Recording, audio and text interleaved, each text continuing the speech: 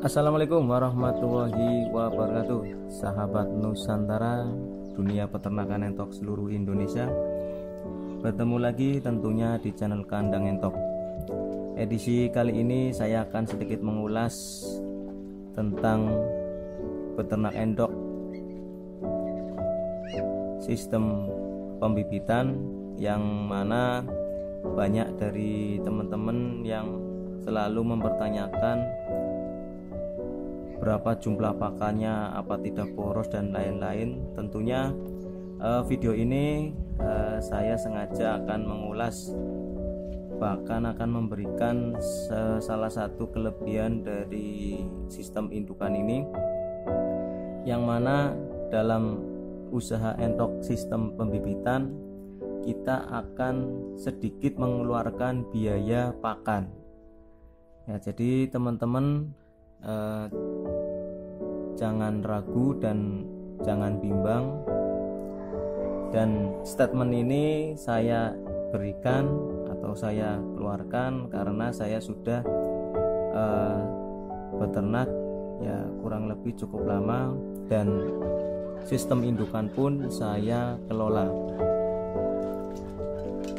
Jadi ada beberapa teman yang mempertanyakan untuk apakah tidak boros dalam pemberian pakannya, atau apakah tidak rugi dalam jumlah pakan yang banyak seperti itu untuk indukan yang cukup banyak. Tentunya kalau kita berbicara tentang usaha, pastinya tidak luput dari yang namanya modal. Modal pertama itu hal yang wajib kita sediakan atau kita persiapkan, entah itu dari materi ataupun dari material. Kalau teman-teman yang baru saja akan beternak entok sistem pembibitan, tentunya saya sarankan belilah indukan yang masih muda, entah itu usia 5 bulan atau 7 bulan atau baru sekali bertelur. Tentunya untuk melihat ciri-cirinya teman-teman bisa belajar dari peternak-peternak yang lain atau sharing dari teman-teman yang sudah biasa beternak entok. Nah, kenapa kita cari yang muda? Karena jangka masa bertelurnya dipastikan masih lama, dan disarankan juga untuk para peternak pemula, resiko yang harus kita tempuh jika ingin menghasilkan income yang lebih, ataupun bisa dikatakan memelihara tanpa membeli pakan, ya resikonya harus mempunyai indukan dalam jumlah besar atau jumlah banyak.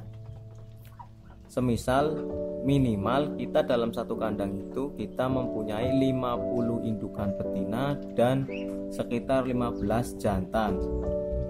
Itu bisa menanggulangi pengeluaran kita dalam pembelian pakan. Kok bisa bang? Ya bisa sekali, karena realnya atau prakteknya saya sudah pernah bergelut ini cukup lama. Jadi sistem proses kerjanya seperti ini teman-teman. Katakanlah kita dalam satu kandang mempunyai 50 indukan yang murni masih muda ataupun baru sekali atau 2 kali bertelur. Nah, tentunya dalam satu periode dari jumlah 50 ekor pastinya ada yang sedang proses mengeram dan ada juga yang sedang proses bertelur, dan sedikit pula ada juga yang sedang proses kawin ulang.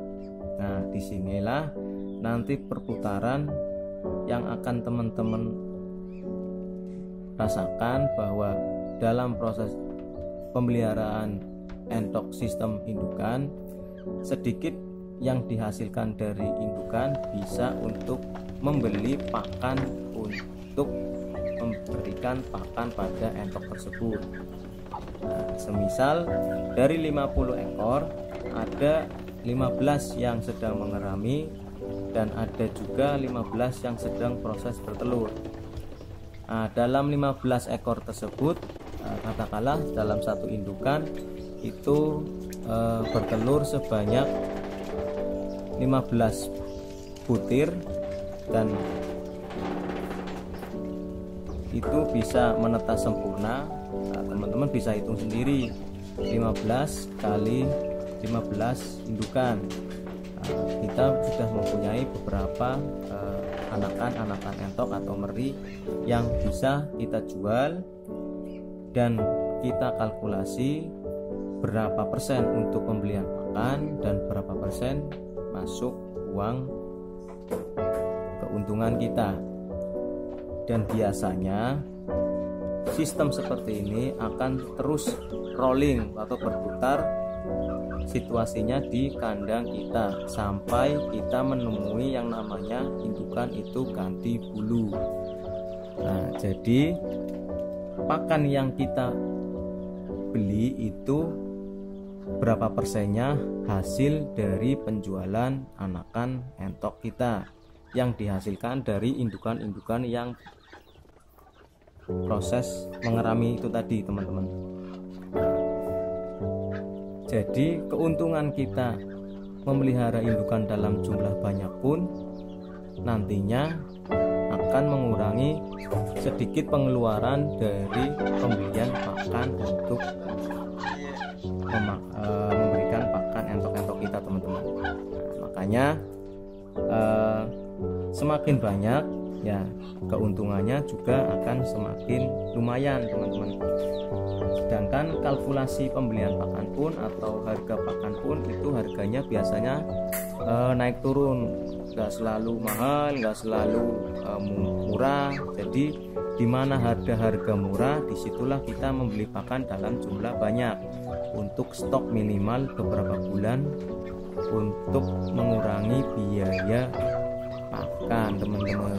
Makanya saya pribadi sedikit lebih suka untuk pelihara indukan ketimbang pembesaran.